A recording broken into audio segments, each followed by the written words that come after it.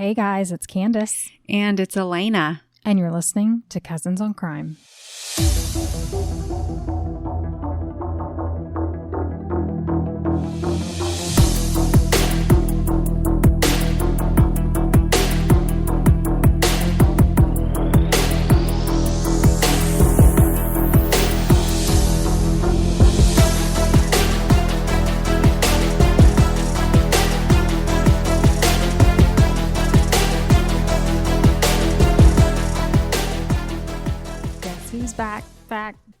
Back again. I'm not even going to try this time. Don't sue us, please. We are back. Thank you for coming back. Yeah. And we're so sorry that we gave such a break. Yeah, we are sorry. We thought about y'all. We did. We really did. And if it's any consolation, we were like ready to come home and get back to it. For sure. But yes, we're back. And we don't have any plans to return to Europe for the foreseeable future. A while. But we are going to talk about Europe in today's case. Oh. Actually. Okay. Should we just go skinny dipping? Take off all I mean, our I clothes and guess. jump in? I feel like there's so much to talk about, but I know there is so much. I feel like I haven't seen you, even though I've seen you in passing. We had almost 10 hours on the plane to talk, but but you had to hold one of my children. I did. While the other child was vomiting all over the plane. Poor baby. Man. Yeah. We won't have to talk about that. That's a story for another time. Yeah. So yes, we've got some other things to talk about. Yeah. Let's hear it. Okay. So today's case, I'm going to do a trigger warning here because I will talk about suicide quite a lot. I'm not suggesting that this person took their own life. In fact, just to lay it out there, I don't believe she did. Okay. But we're going to talk about suicide and things like that. So if that's something that triggers you or affects you, just know that that's in here quite a lot. So also, this is going to be a long episode. I thought y'all might murder me if I did a two-parter. So, and I don't want to be our next case. I really just don't. And Lena would have to do it all by herself. All by myself. Can you imagine? So, anyway, Annie Börjesson, sorry to my Swedish listeners, I tried, picked up the phone one cold December day in 2005 to phone her friend Maria back in her homeland of Sweden. She was excited to tell her that she'd be coming home for a visit, and without a second thought, her friend said, "Well, I'll get a bed made up for you." Oh, love it. And she was going to kick her son out of his room, and she was like, yeah, no questions. Maria said Annie was really eager to hit up her favorite place, IKEA. Mm-hmm. Same girl. And she even scheduled a hair appointment for when she'd be in town. She had this beautiful head of hair, and she didn't trust just anybody with it. Okay. She had her stylist, and that's who she went to. But Annie wouldn't be doing any of what she had planned, because when she finally did arrive home in Sweden, it was as a corpse in a box. What?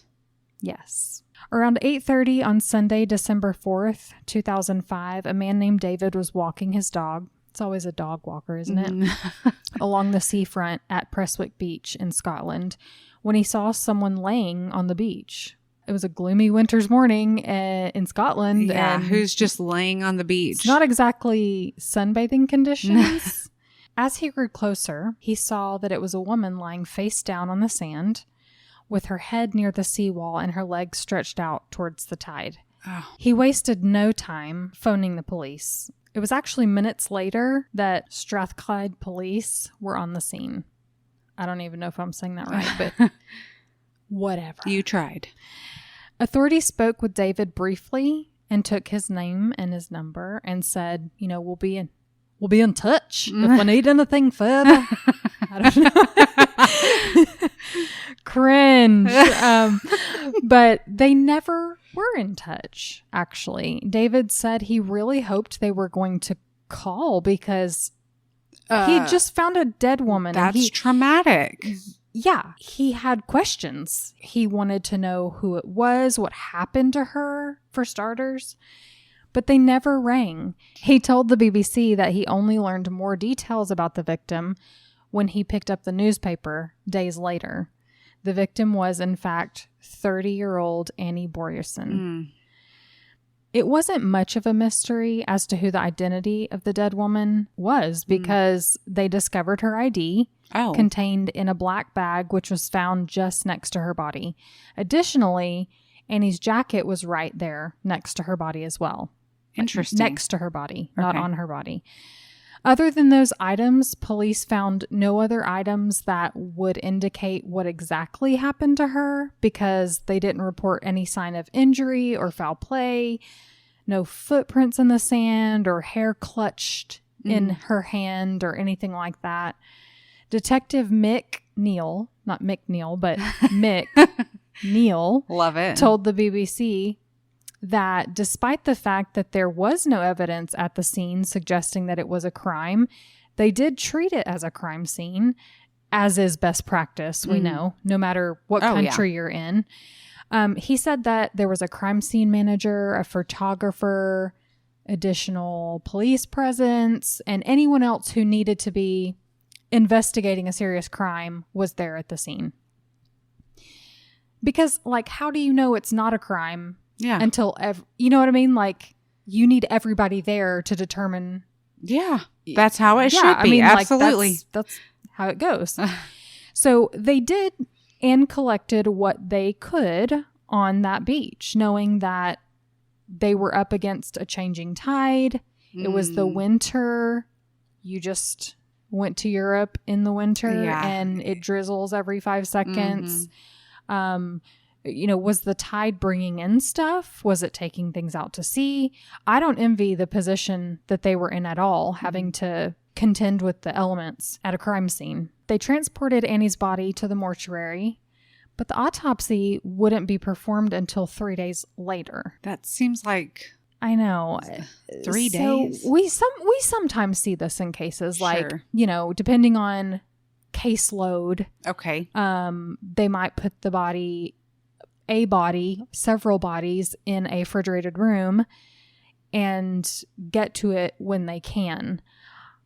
But I can't imagine this area had many bodies to be autopsied. Yeah. I mean, I'm totally speculating, but not every death warrants an autopsy. True.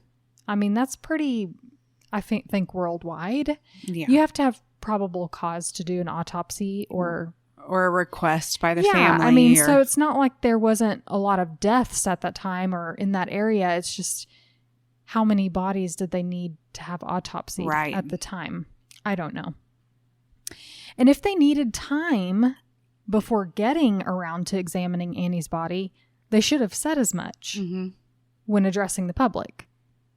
At this time, we are still waiting for the medical examiner's office report, whatever. Or say nothing. Right.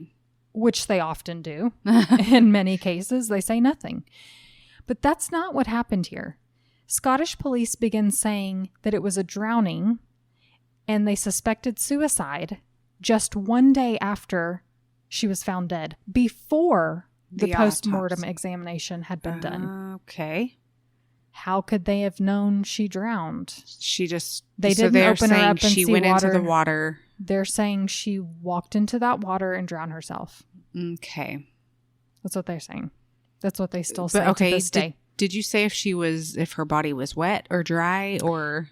So yeah, it was, and we'll get into that. So stop it. Okay, I'll hold my horses. So back in Sweden, Annie's mother remembered getting a knock at the door that would inevitably change her life forever. It was late, and she was already in bed, tucked in for the night, when her son came in and let her know the police were there. As she gathered herself and got up out of bed and walked down the hall, she was overcome with this wave, this realization that they were there because of Annie.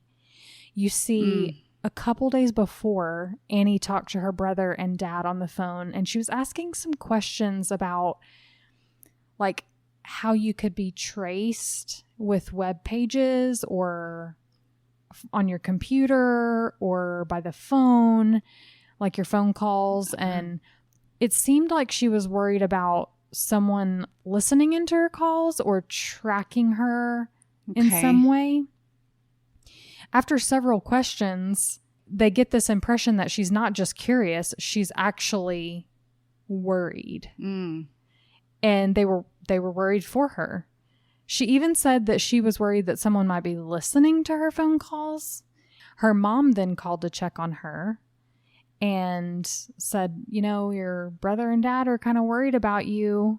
Are you okay? Is everything okay? And she's like, look, I need to work this out myself. And she just didn't really give much more to her. And her mom and her were very close. So she was like, you know, I can handle it. I've got it. And her mom was like, okay, fair enough. You're a grown woman. Right. Whatever it is, you can work it out. Just call me in a couple of days. And she's like, yeah. But now her mother's afraid that Annie must have been in real trouble. And now the police are at the door. Oh, no. The officer raised a photo and asked, is this your daughter? And then they informed her that she was found in the water and she was dead. The other family members in the house gathered there in the foyer and they all wept together, knowing that their family would never be whole again. This might have been the worst moment of their lives. Well, yeah. By far. Yeah. However, they were in for a rude awakening. Okay.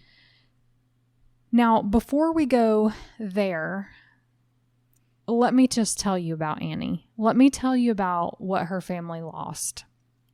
Annie Christina Börjesson was born in Sweden, February 7th, 1975. She was such an interesting person.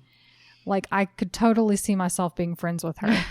She was the type of person that you'd meet and realize there's nothing she could not do. Oh, love it. She spoke 6 languages. Oh, that's so impressive. I know. I don't know how. Like, how?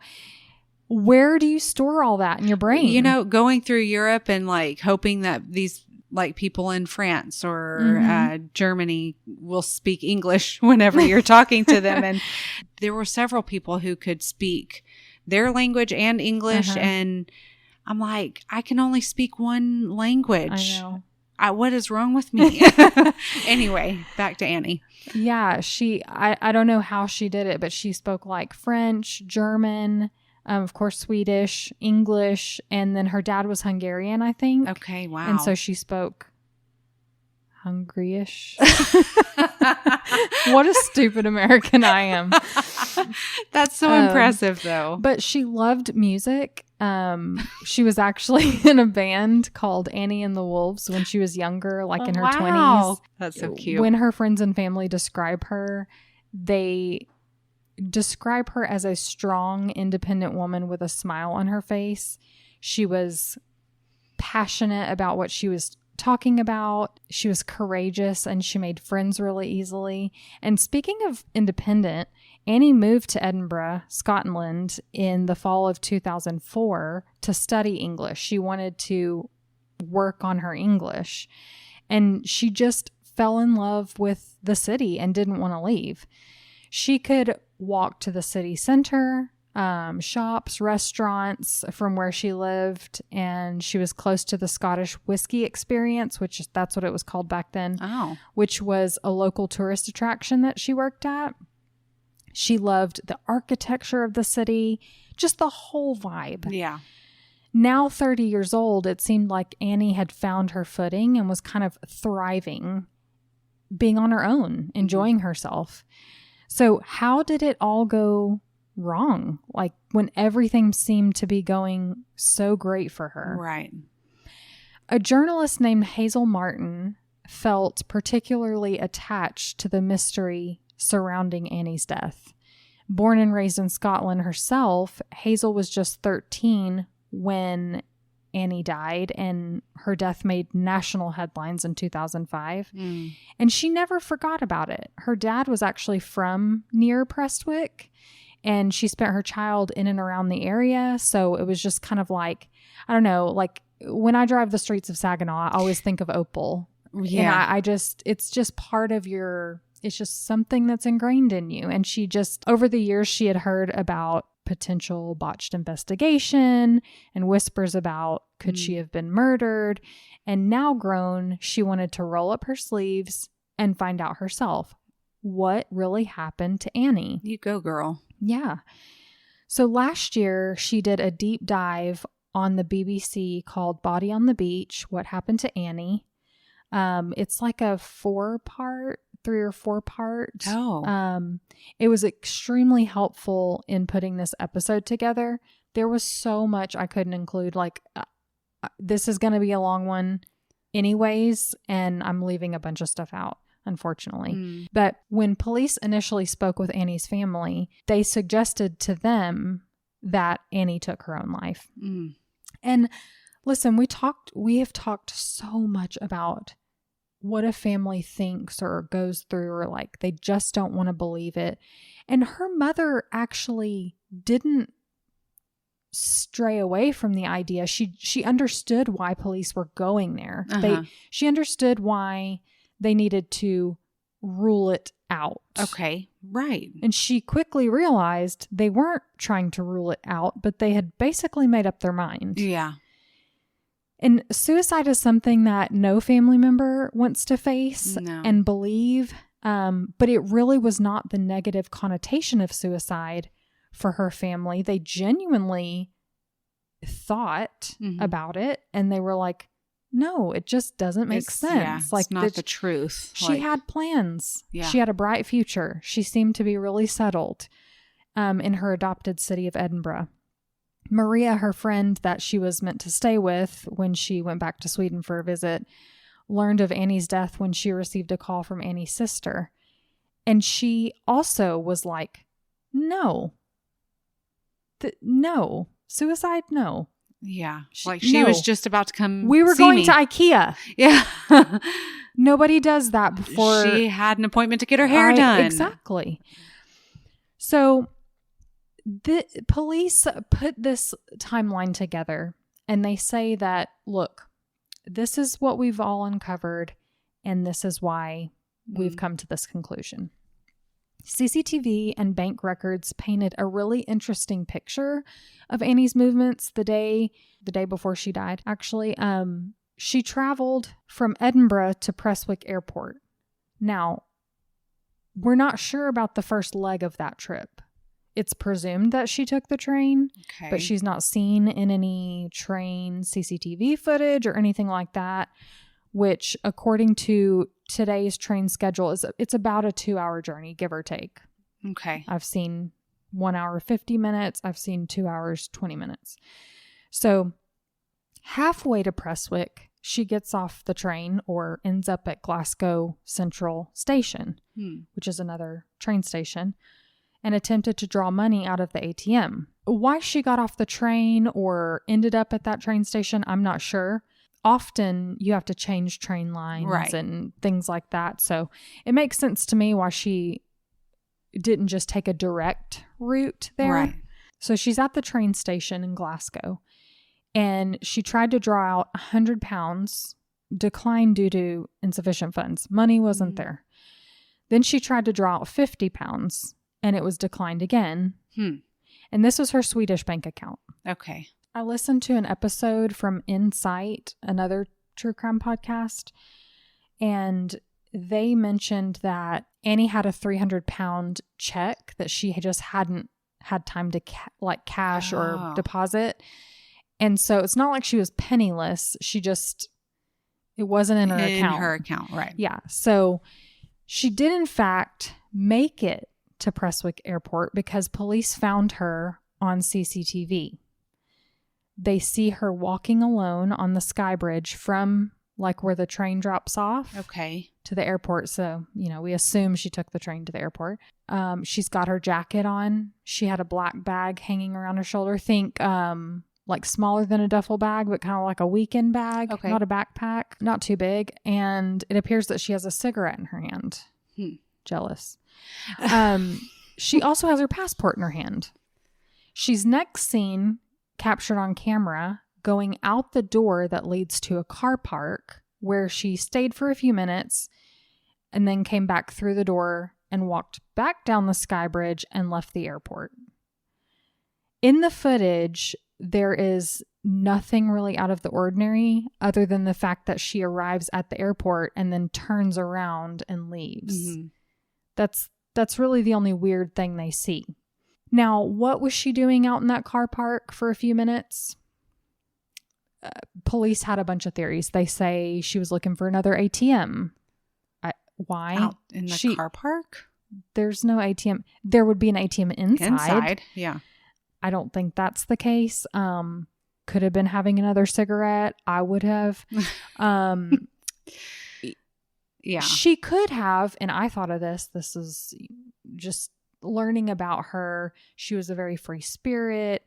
Maybe she asked to borrow money. Oh. Maybe she went outside and looked around to see if she could borrow money from someone. I don't know. It doesn't seem like that would be out of character because she was such a, like, not hippie, but, you know. Yeah. And she had no trouble talking to people. So I don't know. We don't know. But when reviewing the footage, police point out that her demeanor as being distressed, particularly with regard to her facial expression coming back through the doors from the car park. It kind of looked like she's got her mouth partially open, almost like she's taking a deep breath, or looks like aggravated, or, you know, and the police are like, look, this supports our theory that she was in distress. And I'll post some stills from the CCTV footage on our Patreon so you can see what I'm talking about. But you know what? Sometimes being at an airport is just confusing anyways. It is. It's distressing. It is. It is distressing. Life is distressing. I probably look distressed 90% of the time. I bet that if you pulled CCTV footage of me anywhere, I would look distressed. And, you know, they'd be like, Lena, was she in distress? You'd be like, no, she just looks like that. That's just, she's got RBF. But police say she left the airport and then went to the beach and drowned herself. What? Well, they said they have footage from a road that leads from the airport. It's quite a ways to the beach, by the way, especially on foot. But this person is walking down a road towards the beach, coming from the direction of the airport, walking towards the beach. They say that was Annie walking towards the beach. You can't make a lick of sense out of that grainy footage. Okay, so yeah, there's no, like, you can't tell if it's the same jacket she's wearing. You can't tell if it's a man or a woman. It's not in color. It's like, you know, it's drizzly and dark, and you know, so that's another thing they are using to bolster this or idea that she got there herself. She left the airport. She went there herself. Or maybe this is the person that did something to her. Maybe. But in the footage as well, this person is not carrying a bag. Oh. And she clearly had a bag on her at the airport. I mean, she could have set it down. She had a bag with her at the beach. Oh. When she was found. Okay. So, okay. Right. How did the bag float above her head out of the CCTV footage range? She tucked it into her jacket. Her coat. Anyway. Now, nearly 2 weeks after she was found dead, Annie's body was returned to her family in Sweden. The Swedish undertaker that received Annie's body said she'd never seen anything like this in her 38-year career. Okay, do tell. And when experts say stuff like that, my ears perk up. Yeah. Because I'm like, that's a long history. They see all kinds of things. Yeah. Well, when they opened the coffin that she was sent back in, they immediately were horrified to see bruising on her neck. Oh. And it wasn't just the fact that she had an injury, it was the nature of the injury.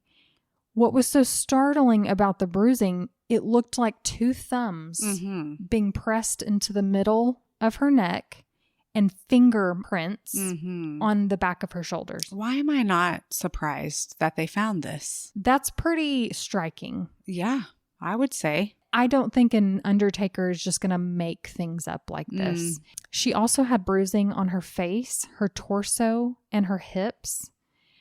And she didn't look like that in the CCTV footage. Okay. Police say, oh, that's because she was in the water. She hit debris. No. Dead bodies don't bruise. It wasn't even, the bruising was not to be confused with lividity or anything like that. Bodies floating in the water, they might have injuries to the body, but not bruises. Okay. So why weren't all of those injuries included in the Scottish autopsy report that was initially performed? Because they were not. They were not included. Something I found interesting was that when Annie's body was being transported back to her home country, another undertaker examined her body in London. I don't know why. Okay. But it's my understanding that it was some kind of checkpoint. I don't know if it was customs. I don't know. I don't know how that works. I've never had to transport a body overseas. Let's hope I never do have to do something like that. No. But before sending her body back to Sweden, and this undertaker wrote a letter stating that he found the conditions of Annie's body to be extremely poor. He noted all the bruising that the Swedish undertaker had seen. And he even remarked on the fact that those injuries were not included in the autopsy report. I love how much he cares about this. I know. He's like, and he didn't have to do that. No, he has no skin in this game. Right. And he was like, he questioned why. He was like, I've got to ask why. Mm-hmm. Again, dead people don't bruise. Okay, yeah. So it wasn't as if those injuries could have happened in the water or in transit. Say her body got bumped around while it was being shipped or transported. No. It doesn't happen like that. It doesn't happen like that. So now the Swedish undertaker is wondering why. And Annie's family is really questioning why. Why in that thorough, I'm using air quotes, pages long report from her postmortem examination from the Scottish authorities, why weren't those injuries noted? Right. It's a great question. It seems obvious to multiple people. Why wasn't it obvious at the time of autopsy? But Annie's family and the Swedish authorities submitted a request to the Scottish police for original photos of Annie's body from the scene. They just wanted to know, like, were those injuries, like, can we see the pictures of when she was found? So right, they were taking pictures. Let's see them. Yeah. Well, the request was denied because they said seeing the photos would not benefit the family and would cause significant distress. Or you're hiding something. Mm-hmm. Fair. Like, okay, fair. But that's not their job. It's not their job to say, oh, this is going to hurt your feelings. You're not a therapist. You can't counsel a family on whether or not they ought to be looking at pictures of their dead child.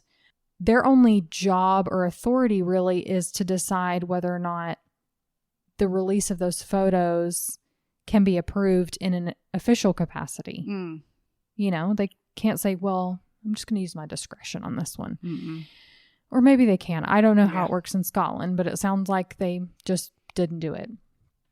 With no help from Scottish authorities and increasing resistance on their end, her family started to feel really isolated. They were already so far from where their daughter was found. So they wanted to be involved as best they could from so far away, but it was almost like they weren't being allowed to know things. And her family took pictures of her body when they received it to document those injuries and, sort of started gathering some evidence of their own. Good in on a them. way. Good. Something else, though, quite horrifying that I need to tell you about was Annie's hair was hacked off. Why? Chopped off. And I use the word hacked most appropriately because she had this long, beautiful, thick blonde hair that you can clearly see that is combed and groomed in the CCTV footage. But when she makes it back to Sweden, it looks like it had been hacked off with with blunt scissors, or a 4-year-old got a hold of some scissors and... Why? What? Where, when, how, and who? We don't know. She even had this little bald spot amongst the back of her hair that looked like hair had been actually ripped out. That sounds degrading. The Insight podcast explained that this could be attributed to the fact that her hair was really matted with seaweed and sand and water, and maybe they cut her hair because it was just easier to perform the autopsy. I mean, that I would doesn't say make sense to me. You can wash and condition and brush. And like to you your can point, take the time to have consideration for that. When they got Annie's body to the funeral home in Sweden, they said, like,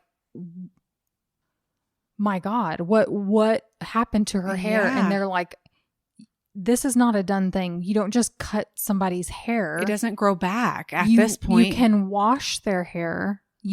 And that's the thing about, the funeral home. They're there to make them look as good as they can. Yeah. It's just not something they do.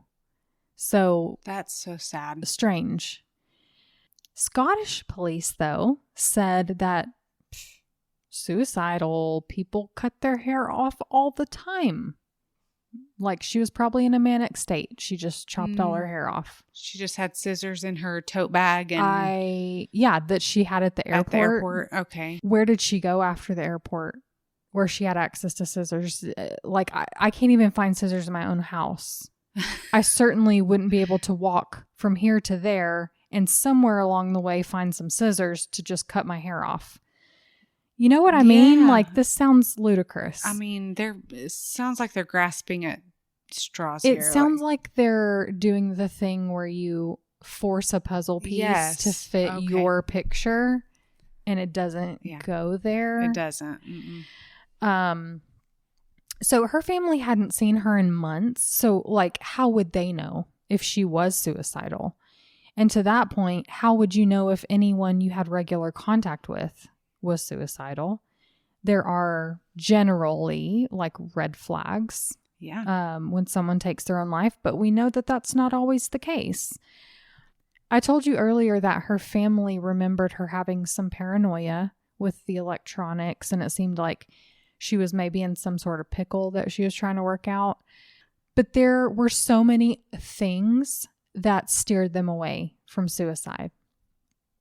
Her friend Kat in Scotland said that she was working a Friday night before Annie died, and Annie came into the bar to visit her. The girls had worked together for a while, and they'd become quite close. Annie was really happy. She was upbeat, peppy, acting totally normal during that interaction. And while she was hanging out at the bar, Annie gets this phone call from her mother about 6:15 p.m. And Kat overheard the conversation being something like, "I'll handle it on my own. Don't worry." So that's that phone call we know she had with her mom. And she didn't know Kat didn't know what she was talking about. She didn't, pry or anything, but it did seem to damper her mood. Oh. Her mood kind of shifted, and she ended up leaving shortly thereafter. Annie's flatmates also recall a change in Annie's behavior leading up to her death.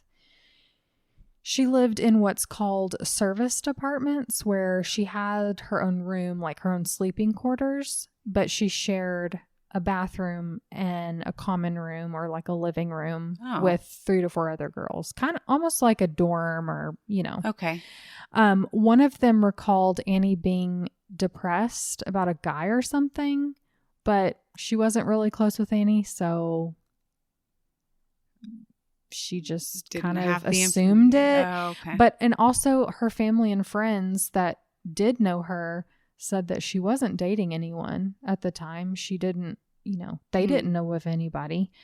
One said that she was depressed because her job at the Whiskey Experience had ended. Not because she got fired or anything. I think it was like a placement through school. Oh. Like kind of like an internship, and it had run its course. Gotcha. And she was looking for a new job after that, but wasn't able to find one yet. Did her flatmates know her that well or spend enough time with her to know what was really going on with her? That's interesting to me, because if she's this outgoing person, free spirit, like, why hold in so much information? Why not have a friendship or a relationship with these flatmates? Or that's interesting to me. I'm not sure how long she had been at that particular place. Okay. Another man who knew Annie told police that he had struck up with a friendship with Annie when she would visit him at his store in Edinburgh. Now, shortly before her death, though, he said that one evening he's at home and Annie walked through the door. Oh. Like, didn't knock. She just walks through the door. And he was like, they didn't have like a relationship where she knew where he lived. Oh. They weren't close. She just would like pop into his store and chat and you know what I mean? Yeah. And so he was like, how do you know where I live? And she was like, I followed you home. No way. So that was a wild one. So there were things that were going on. It seemed like people were noticing things, you know, before she died. Yeah. There's more, though, to suggest that Annie did not complete suicide. Even though there were all these shifts in her mood before, it doesn't outweigh all these other things. Okay. She had paid an advance month's rent on her apartment that she was in. She also bought a swim card that gave her multi-use access to the pool at the local rec center near her flat in Scotland, because she loved to swim and she was like, I really enjoy this. I want to do it more often. So she buys this almost all access pass. I don't really know how many times she could use it or if she could use it all month or whatever it was, but she bought that. And how much money did she have in the bank? Like not a lot. So it's significant that she would, you know, pay rent in advance and buy this swimming pass.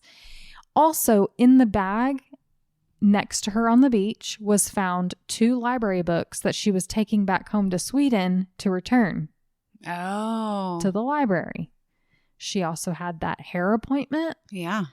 With the only person that she'd let touch her hair. And she didn't leave a suicide note. Now, make of that what you will. Not everyone who takes their own life leaves a suicide note. I think the last statistic I saw was 40%. Don't quote me on that. But interesting. Why would she make plans? Yeah. And then kill herself? Now, Annie's family truly believes she was murdered, and they wanted more answers. Annie's mom came to Prestwick Beach in Scotland and stood on the beach where her daughter was found and talked right to the news cameras. Wow. She told the Scottish public that she was frustrated and she wanted to know what really happened to her daughter, because she and the rest of Annie's loved ones didn't believe this was a suicide. Good for her. And Scottish police were not helping her. They didn't know why someone would do that to her or even who. Well, there was this one guy. Okay. That raised an eyebrow or two. Do tell. Her friend remembers that in the summer of that year, Annie met this guy at a nightclub and they instantly hit it off. He kept trying to offer her alcohol, and she refused all of them. She wasn't a big drinker and she wasn't a dummy. But she hung around him and, you know, liked him. He said that he was the former rugby player he said he was a former rugby player for Scotland named Martin Leslie. So she was a little wowed by that because she really loved rugby. Oh, okay. She really loved rugby. I don't know if she slipped that into the conversation and he's like, oh, well, actually, I'm a rugby player. Yeah, exactly. Or if he volunteered that information or what it was. But shortly after she met this guy, she had gone home to Sweden to see her family and friends. And she was pretty smitten. She's like telling her mom, you know, she told a friend, she's like, oh, I hope I run into him again, you know?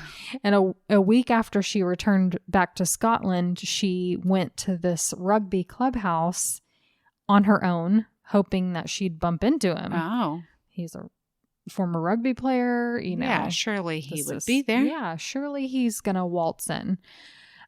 When she finally did run into him, though, he walked right past her as if he didn't see her. And she was like, And then he turned around and gave her this really horrible scowl. And it kind of scared her. And at some point, it's reported that he showed up at the pool where she swam. And that really freaked her out because she wasn't sure how he knew she went there. Okay. She was fearless and trusting, but she told her friends those interactions with him really put her off, and she didn't want to see him ever again. So, that's crazy. When this story was brought to the Scottish police, though, they said, "Yeah, we think Annie's lying about this." Okay. This whole thing about her meeting a rugby player. She made it all up. She made it up because the guy she met was not Martin Leslie, the rugby player. Doesn't mean he didn't lie to her. I know. Right? Come on. So it turns out Martin Leslie had returned to his home country of New Zealand in 2003, 2 years prior to Annie's death, or Annie meeting this person. And he was in New Zealand at the time of Annie's death, and in fact hadn't been back to Scotland at all in those 2 years. So who was that guy she met? Yeah. She lying about meeting some guy that said he was a rugby player? Did she even know he was not a rugby player? Police never found out. Truth is, they never tried to find out. Okay, yeah. Seems relevant enough to warrant looking into, but who am I? Yeah, they already made up their mind. They had, exactly. Now, the Scottish police had other shortcomings when it came to their investigation into Annie's death. Let's talk about how little they did at the scene. Did they scrutinize it enough? What radius on either side out from Annie's body did they search? I know it's tough to do when you're dealing with the ocean. Right. What's more, Annie's body was found around 8:30 in the morning, and her body was in the mortuary by 10:10 a.m. Oh, doesn't seem like a How long... is it that they had been able to examine her body thoroughly at the scene, get photographs they needed, take swabs, fingernail clippings, whatever else they needed to do, and then drive the 20 minutes it takes to get to the mortuary? How did they do all of that in that short amount of time? I wouldn't. Listen, I totally understand they were worried about, they were concerned about the tide, but doesn't the tide go out the later in the morning? Is that just my Charleston, blood running through me that I know that?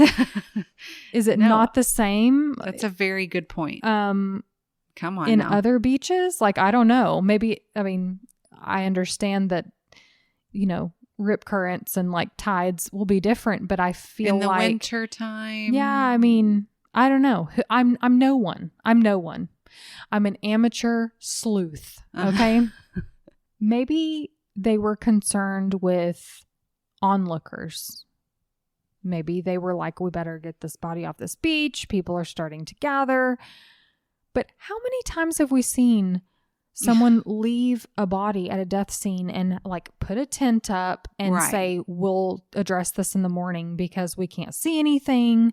How many times do they just leave the body there overnight until they can do a thorough examination? Right. So what was their rush? What was the rush in getting her body off that beach? Maybe they were just really cold. They claim they did what they needed, but was that enough time? Police sent a box of Annie's things back to her family, which arrived the day before her body arrived. And upon inspection, they found her clothes turned inside out, still wet and sandy. I have heard some really sad stuff about like victims' families receiving the clothes back with like blood or bullet holes or, evidence of the wounds they suffered. But it wasn't just the clothes that confused them. And it wasn't that. It was a totality of everything in the box. Her cell phone was still in the black bag. Like, why? Has it been reviewed or? No. Her brother got it out of the bag and noted that it was those old Nokia phones? Uh-huh. Okay, so it was one of those. And there was sand all in the numbers, all in the buttons. And I used to have that phone. Yeah. So I used to slide the back off and keep like money in there, like a 20 or something, or a love note or, whatever it was. But you could slide the back of it off. And so he slides the back cover off and it was full of sand and water, and the SIM card clearly hadn't been accessed. I'm dumbfounded. And they didn't expect that they would get a box and all her things would be pristine and cleaned off. No. But it was clear that these things were not thoroughly examined. Right. If this was a thorough investigation, the cell phone would not be in there. Right. They wouldn't have sent all that stuff back in the first place. Now that SIM card, these days it's a little bit different, but you had a physical SIM card in your phone, which contained the data from your phone, but it wasn't removed and presumably was not analyzed. Wow. Okay, they didn't take the SIM card for analysis, but did they pull the phone records? Yes, they did. According to the Swedish police, the Scottish police requested the records from Annie's phone and stated there were no incoming or outgoing calls in the 4 days leading up to her death. What? We know that's a lie. What? 4 days? What? Her family said they were speaking to her by phone. So that December 2nd call with her dad and her brother talking about the tracking, the computer, the weirdness. Okay, but let me just make a comment on that. Go on. If she thinks someone's tracing her, maybe she deletes everything out of her phone? Maybe. But what about the phone records from the records? The records from, if I called my provider and said, I'm seeing someone and I don't want my husband to know. And can you just delete everything? They'd be like, they're not going to do that. Why would she call and say, can you delete my phone records from the last 4 days? Okay. Yeah. You know what I mean? I'm sitting here thinking, okay, you can just erase it off your phone, but you're right. Records will indicate. Yeah. It's funny you mentioned that. I didn't put it in the story, but I'll just mention it now. Her mother accessed her emails because her mother and her were very close. She had her passwords and all her emails were erased. What? Yeah. All her outgoing and sent emails in the I don't know if what the time frame was, but it was days before her. Now, with that being said, maybe Annie did delete her emails because she was worried about somebody, tracing her calls or whatever. Maybe she did do that. So, to your point, maybe. But phone records, the phone provider from the provider would have. Yeah. That would not have been erased. So some, the police say, well, she could have been using payphone to make international phone calls because she spoke with her dad and her brother. She spoke with her mom. But Kat sat there and witnessed her pull out her cell phone and talk to her mother. That's a key. That is piece of evidence. You can't dispute that. So what happened to that call? What? No, something is not right. She witnessed it herself. She's sure that Annie pulled out a ringing cell phone and answered it, but yet there's no record of it. Mm-mm. Did Annie have another phone? that no one knew about? No one knew about? And how's she paying for this secondary phone? Yeah. When she's skint? Or did someone erase her call history from that 4-day period that has access to do such a thing? Phone provider. Was it related to her being suspicious of someone monitoring her phone calls, like you say? Right. Or getting into her business? Who? Who would have access? When and where? Right. Now, in the BBC documentary, police still maintain they investigated thoroughly, even weeks after they ruled her death a suicide. They said, look, that's how we found all the CCTV footage and the ATM transactions, etc. We were dotting our I's, crossing our T's. Detective Neil says that they were still investigating. But how? They had returned her phone. They had returned her bag. What are you investigating? Please tell us. Her belongings that were found, they returned all that. And let's not forget they returned her body to Sweden. So what are you investigating? The largest piece of evidence, okay? They'd already released it all. No. This is Dylan Rounds all over again. Yeah. When they're like, oh, we don't need the truck. Right. You know? So you pulled the phone records. Okay. That don't impress me much. She had no activity at all in the 4-day. Police didn't find that odd. Like, I really want to ask Scottish police, like, how often do you pull someone's phone records that you're investigating, like their death? A young and woman. And you see not even a whisper in 4 days. From a young woman's phone. Right. A 30-something on her own with friends and school and looking for jobs, calling home. It's just tumbleweeds for 4 days. They didn't think that was weird. What? Yeah. They're just like, nah, there's no records for 4 days. What? Now, one other piece of the investigation I didn't get to was that police reported that a witness saw someone fitting Annie's description standing at the water's edge before low tide the evening before she was found. He said that he and a friend were walking that evening. They saw someone out in the distance and they were like, oh, I hope they're not thinking about what I think they're thinking about. And they found it really odd. It was getting dark and they were just like, oh, you know, and they walked off as you do. Right. Just leave her alone. The bystander effect. And this supported police's theory that she went there and drowned herself.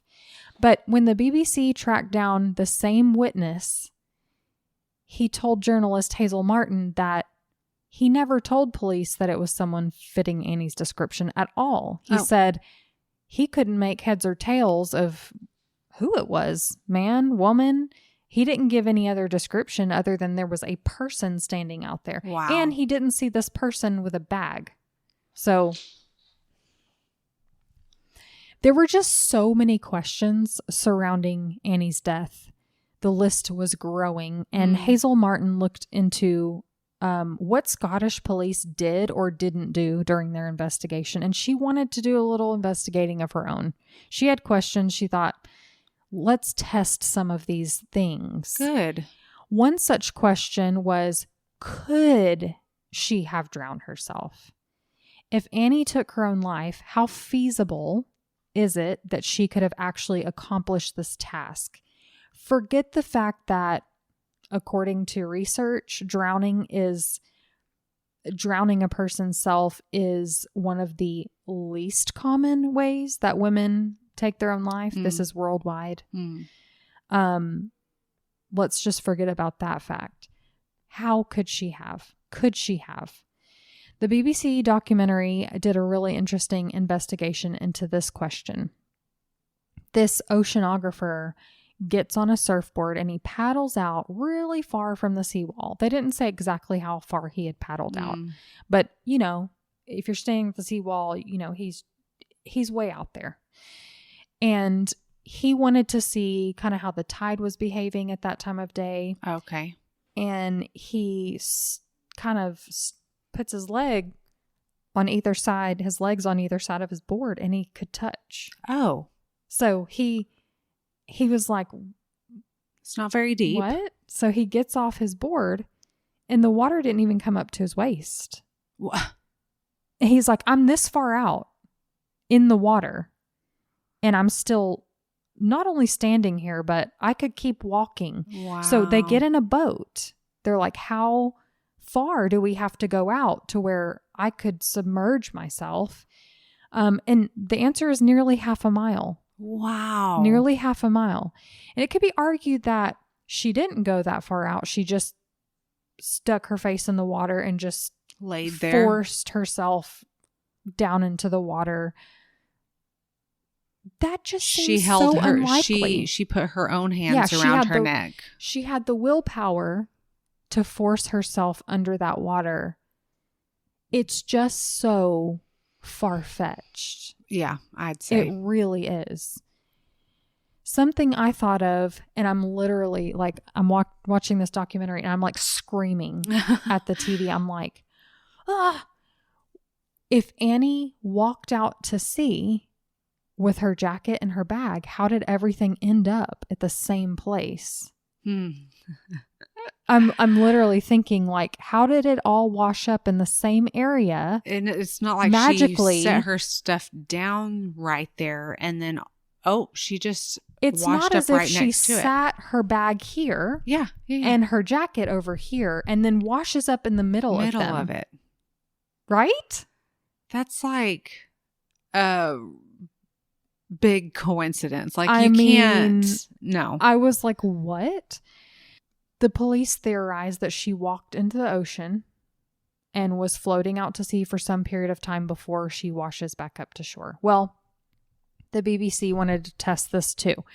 Could her body and all her things wash up in the exact same spot? They took out a boat with a dummy that was the same weight as Annie, a jacket and a bag that were similarly, the same weight and whatever as Annie's bag and jacket. They released all three with GPS trackers. Oh. And within an hour, this is at the same time they presume that she might have gone into the water. Within an hour, all three items had already washed up onto the shore. Oh. More surprisingly, after high tide cycled through, all three items ended up just feet from each other. What? In a pile of debris. What?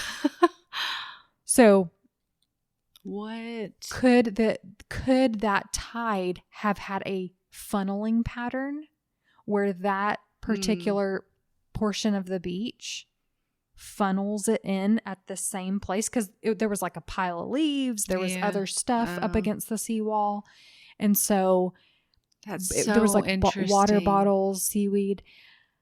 It is interesting. So the answer is yes. It could happen. It all could have washed up in the same spot. But if you're going to take your own life, why would you walk out there with your bag? With your stuff, yeah. Why would you walk out there with your bag? Like, No. I mean, I would probably keep my jacket on. Just have a few more minutes of comfort. Mm-hmm.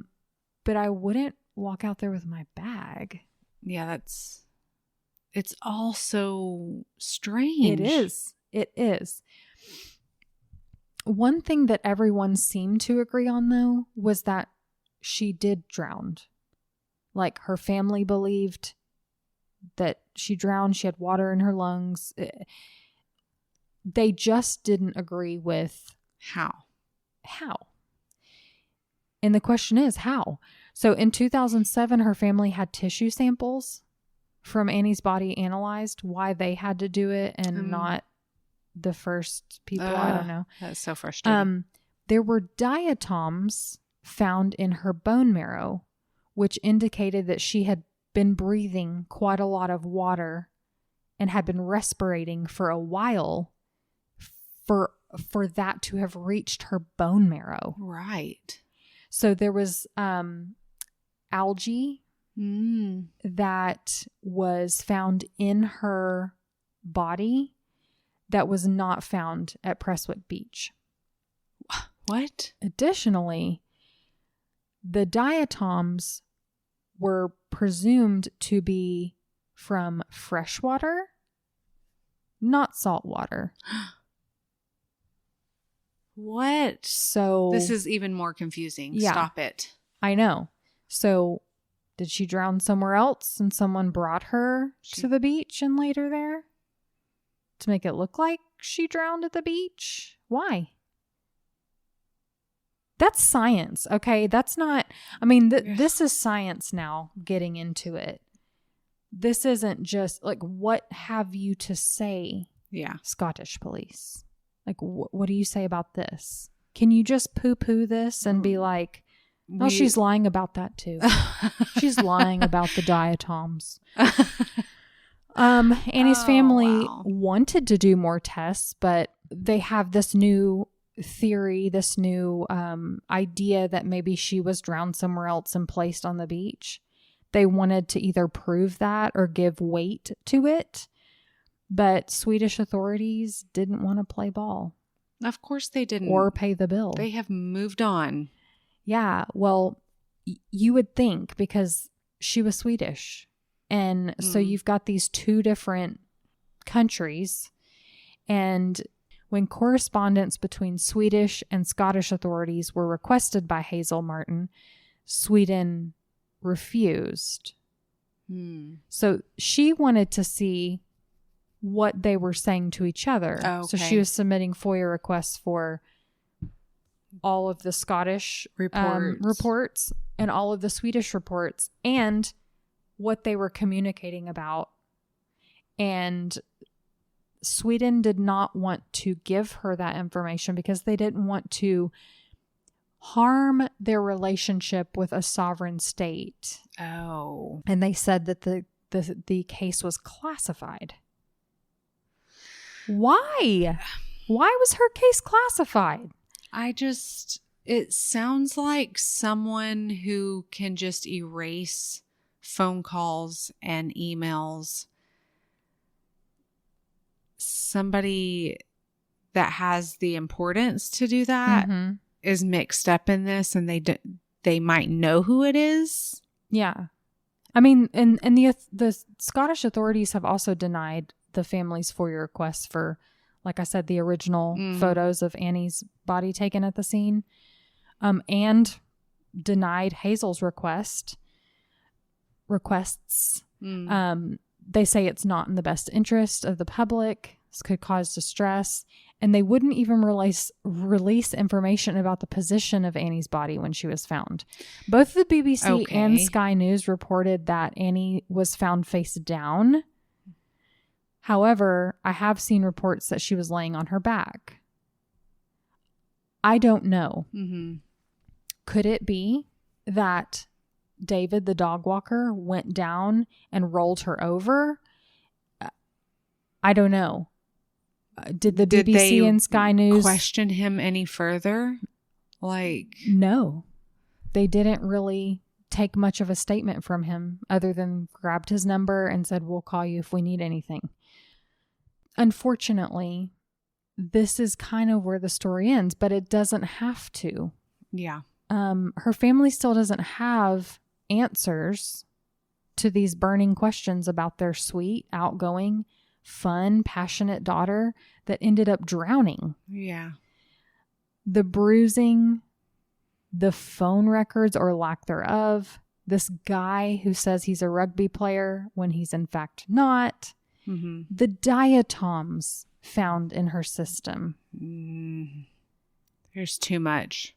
Why was her hair hacked off? No. That could have just be a thing that happened. You know, that could be nothing. That could be somebody in the mortuary, an intern going, I'm going to cut this because, just so we can see. So I was thinking, maybe it was a mistake. That's so sad. But the list of questions goes on and on and on. How did she get to the Glasgow train station? Did someone drive her there? She wasn't seen buying a ticket or getting on the train in Edinburgh. How did she get to Glasgow, which is like the halfway point to Prestwick? Did she take the train from Glasgow to Prestwick. Because we don't have a record of that. And also something I didn't mention was that there were missing items. Her family said that she had this, it was like a Filofax, kind of like a journal / diary / thing. And she went nowhere without it, especially traveling. She would write her, she had all her contacts in there. She would write where she had been, what she did. So all of her movements, all of her phone calls have been just erased. Mm-hmm. Someone has done this. Yeah. Someone's has taken her journal. Someone has erased her movements. I am not a conspiracy theorist, but I believe they exist. Yes. And this stinks of it. Yeah, absolutely. Another thing that they didn't find at her apartment was all her personal effects, like her toothbrush, her hairbrush, her, things that she would have taken with her, face wash, what have you, that she would have taken with her. It wasn't in her bag. Was she robbed? Did someone... Why would they take her toothbrush? I don't know. Maybe they dumped things out and it was never found, or maybe it's destroyed, or I don't know. Fell out in the water when she was drowning herself? I don't know. Ugh. I don't know. I pray that someone comes forward someday with some new information to help solve this case, because I really don't believe she did this to herself. My thing is... to have fingerprints on your throat. That's exactly what I was going to say.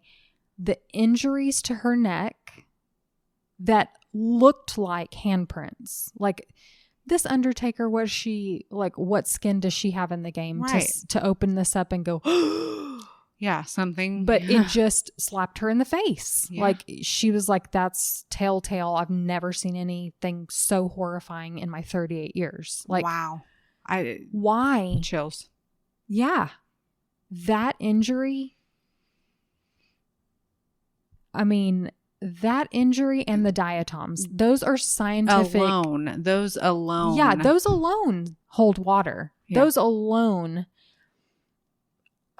are probable cause for further investigation. Well, no. It took them a year to say, case closed. No. And they didn't even investigate for a full year. What? They just closed it the following year. I know. It's just, and even now, telling you this story, I'm thinking of more questions. Yeah. Like, was her bag zipped up closed when they found it? Like, the details matter. Absolutely. Did they even take photographs? Right. I thought about that a while ago. And this is the thing. Did they even look at her cell phone records? It's like I don't. Well, there's so many questions, and it just seems like they dropped the ball on this. Why does she not matter enough to them to find the truth for her? Like, was it because she was Swedish and she wasn't one of their own, and they were just like, well, she drowned? Well, that's not a good enough reason. It's not good enough.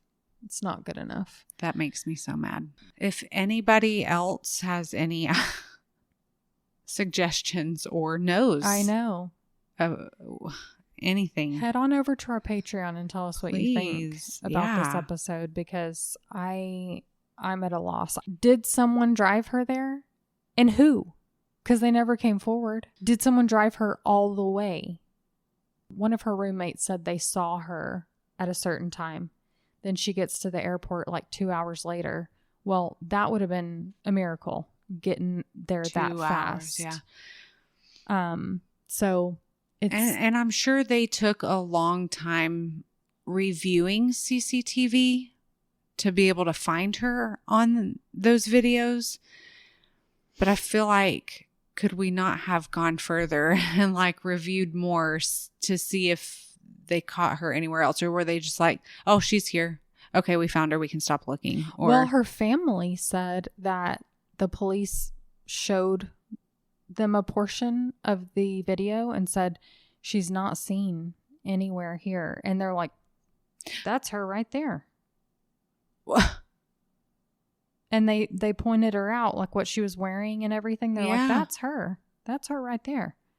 And so they went back and, pieced it together from there. But that is nauseating. It was lazy. It was laziness. Yeah. So. Yeah. Wow. Yeah. I hope she gets the justice that she deserves, because that's not right. It's so sad. You just, in a case like this, you don't know where to go. No. You don't know where to go.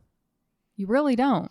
And when was Hazel's investigation? So this was last year. She still works for the Scottish BBC. Oh, okay. And so they put, I'm sure that, it was released last summer. Oh, okay. So I'm sure it was going on before that. But yeah, it's a very interesting, it's on BBC iPlayer if you have access to that. But yeah, just so sad.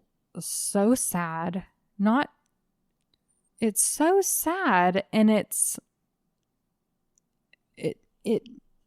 mind numbing. It's like you can't understand. And so how does her family grieve her? How do they grieve? How? What an injustice. That's all that's what I think. I will be thinking about her. I know. And trying to make it make sense and put my own puzzle pieces together. The police say, she was upset at the airport, so she knew what she was doing. She walked down to... Why didn't she just throw herself in front of the first car or train that she saw? Why walk all the way to the beach? I mean, okay, she loved swimming. She was a good swimmer, so it's not like it was an accident. She didn't go swim in the ocean in December. No. She didn't. No. See, I mean, talking it through is just like, no. Whatever you say, it doesn't make sense. I know. It doesn't. We could be here all night still talking about this, but anyways. Oh, her poor family. I know. I will be praying for you guys. It's too much. But thanks for hanging around. I know this was a long one, so. Yeah. You didn't hear our voice for a while. So now you just hear it all the time. Yeah. It's gonna resound tonight when you go to sleep. You're gonna be swirling. Questions are gonna be swirling. You're gonna wake up in the middle of the night going, what about the dun dun dun? Yeah. And then you can type it up on your Patreon to us. Exactly. Or write us on Instagram or email us, cousinsoncrime@gmail.com. Okay, guys. Okay, guys. Well, Candace, that was great. Let's do it again sometime. We're going to do it again. We will. See you next week, Bye. guys. Bye. Thank you for listening to Cousins on Crime. Get connected with us by becoming a free member on our Patreon. Or for just $5 a month, you'll have access to bonus episodes, discussion groups, and much more. If you can't afford $5 a month, we get it. Inflation, am I right? Please consider leaving us a positive review and rating wherever you listen. And don't forget merch. Support our podcast and show the love by sporting t-shirts with our latest designs, or grab an evidence bag to keep the chain of custody for all your valuables. Don't forget to follow our show on your favorite streaming app so you never miss an episode, and get photos and updates on our Instagram at Cousins on Crime Podcast or our Cousins on Crime Facebook page. Have a case suggestion? Email us at cousinsoncrime@gmail.com.